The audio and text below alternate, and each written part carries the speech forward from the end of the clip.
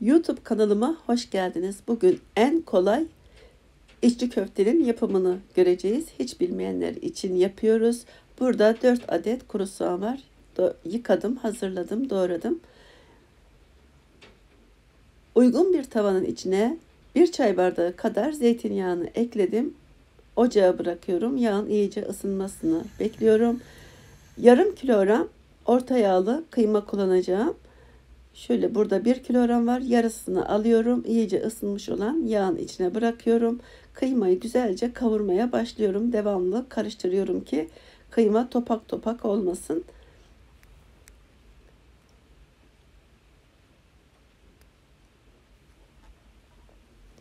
Güzelce kıymalar kavruldu. Şimdi üzerine 4 adet orta boy kuru soğanı küçük bir el rondosundan geçirdim, hazırladım.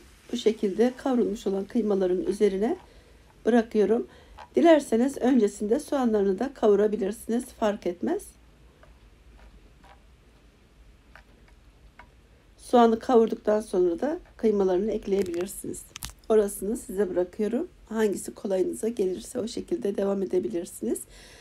Güzelce kavrulduktan sonra soğanlar 1 tatlı kaşığı pul biber, 1 çay kaşığı karabiber, 1 tatlı kaşığı tuz, baharatların miktarı size bağlı. 1 çay kaşığı kimyon, 1 tatlı kaşığı kadar kekik ekledim. Sevdiğiniz baharatlardan kullanabilirsiniz. Güzelce karıştıralım. Daha sonra 1 yemek kaşığı karışık salça ekledim. Güzelce kavuruyorum salçayı da bu şekilde.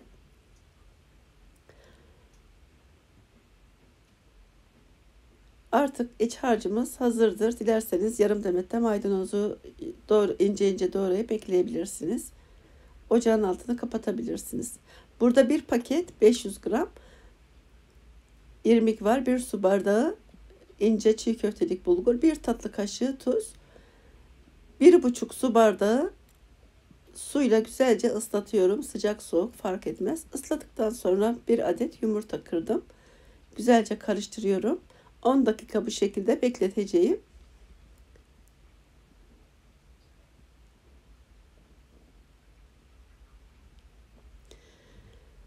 Ölçülü kullanmazsanız böyle hafif nemli olacak şekilde bulguru ıslatmanız yeterli. Elinizi vurduğunuzda böyle elinizin nemli olması lazım. Ne çok sulu ne de kuru olması gerekiyor. Evet, 10 dakika beklettim. Şimdi artık yoğuracağım. Güzel macun kıvamına gelene kadar hamuru güzelce yoğurmamız gerekiyor. Sakız gibi olmalı böyle. Sütü çıkana kadar bulgurun. Çok güzel yoğuralım.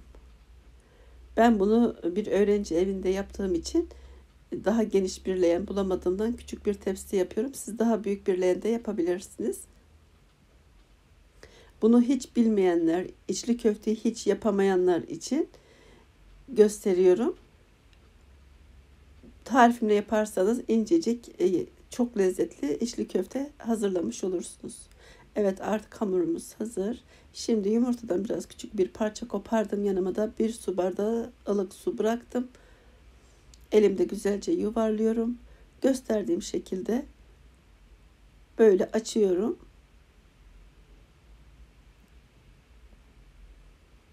Şimdi yanımda öğrenciler var. Hiçbir içli köfte yapmasını bilmiyor ama çok seviyor. Ben de hiç yapamadığınız için size bu şekilde göstermek istedim. Biliyorsunuz ben her yöreye ait çeşit çeşit içli köfte tarifleri paylaştım. İncecik kağıt gibi de açıyorum. Fakat bunu hiç bilmeyenler için.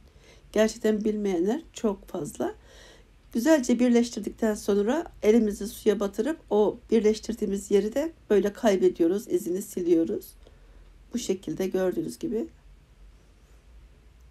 hazırlıyoruz. Bir tane daha göstereceğim. Hem ince oldu hem de şeklini istediğiniz gibi yapabilirsiniz.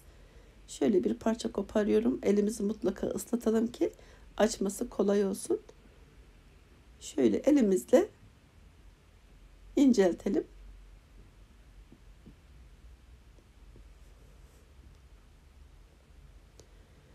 Yeteri miktarda iç harcını ekledim. Şöyle birleştiriyorum. Güzelce yapıştıralım. İnceltelim ucunu da hiç çıkmasın. Daha sonra gösterdiğim şekilde böyle kapatalım. Elimizi ıslatıp o izleri yok etmeye çalışalım. Hepsi bu kadar. Gördüğünüz gibi ne kadar basit, herkes yapabilir. Şimdi de poşetle göstereceğim. Daha kolay. Bir tane buzdolabı poşetini açtım. Hatta hiç kesmeden normal yaydım masama. Yine aynı büyüklükte bir hamur kopardım. Elimle açıyorum. Arada elimi ıslatarak. Elime yapışmaya başlayınca elimi ıslatıyorum. Yeteri miktarda iç harcından bırakıyorum. Gösterdiğim şekilde kapatıp uçlarını birleştireceğim.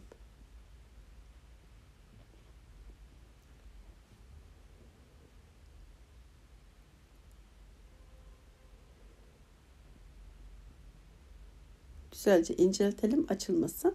Daha sonra böyle üstüne kapatalım.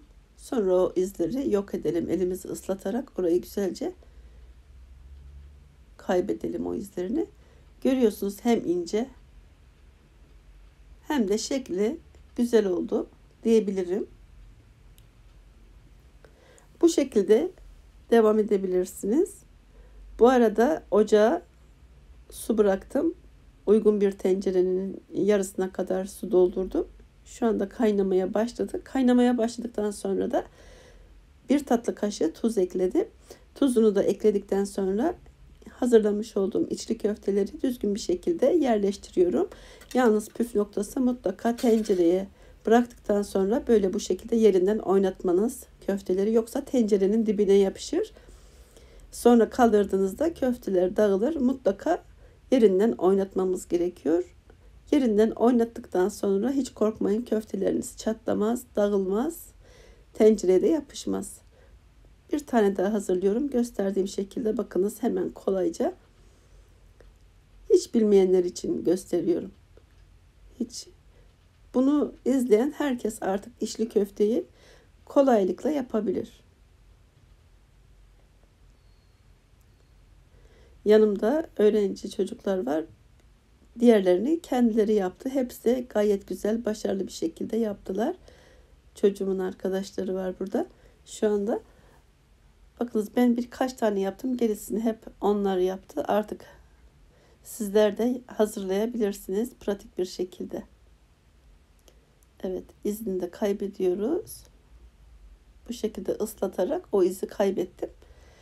Diğerlerini de aynı yöntemle haşlayacağım. Kaynayanları çıkaracağım içinden. 20 dakika içinde zaten içli köfteler suyun yüzüne çıkıyor. Onları çıkardım. Şimdi yenilerini bırakıyorum. Onlar da 20 dakika içinde pişecektir. Eğer güzel pişmezse çiğnerken dişinize yapışır. Mutlaka 20 dakika kaynatmamız gerekiyor. Zaten pişenler gördüğünüz gibi suyun yüzüne çıkıyor. Dilerseniz yağda da kızartabilirsiniz ama haşlama daha sağlıklı, daha lezzetli oluyor. Bunlar bir gün sonrasına kaldığı zaman da bir adet yumurtanın içine bir tatlı kaşığı un, bir çay kaşığı tuz, biraz da karabiber, güzelce çırpınız. Bu köfteleri, ertesi güne kalan köfteleri bu yumurtaya bulayıp kızgın yağda kızartıp o şekilde daha da lezzetlendirip tüketebilirsiniz. Hem ısınmış olur hem de daha lezzetli olur. İzlediğiniz için teşekkürler. Afiyetle tüketebilirsiniz. Beğendiyseniz beğen tuşuna basıp abone olmayı unutmayın lütfen. Başka videolarda görüşmek üzere. Hoşça kalın. Afiyet olsun.